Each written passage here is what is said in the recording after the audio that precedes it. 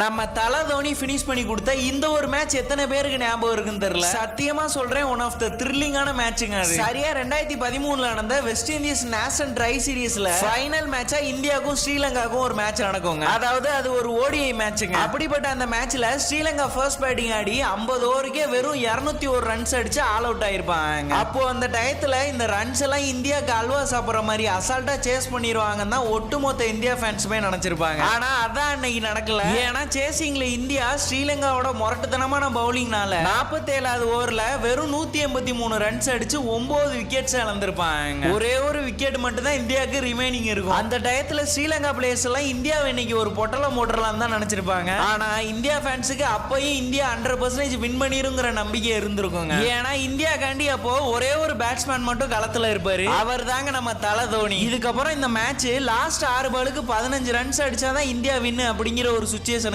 மாறுங்க. அப்போ ஸ்ட்ரைக்ல நம்ம தல தோனி இருப்பாரு, நான் ஸ்ட்ரைக்கர்ல இசான் சர்மா இருப்பாரு. ஃபர்ஸ்ட் பாலே நம்ம தல தோனி டாட் வச்சிருவாரு. அடுத்த பால் பொலிர்னு ஒரு 6 போகுங்க. இப்போ லாஸ்ட் 3 பாலுக்கு 5 ரன் அடிக்க வேண்டிய சுச்சுவேஷன்ல இந்தியா இருக்கும். அதுக்கு அடுத்த பால் நம்ம தல தோனி என்ன பண்ணாருங்கிறத நீங்களே பாருங்க.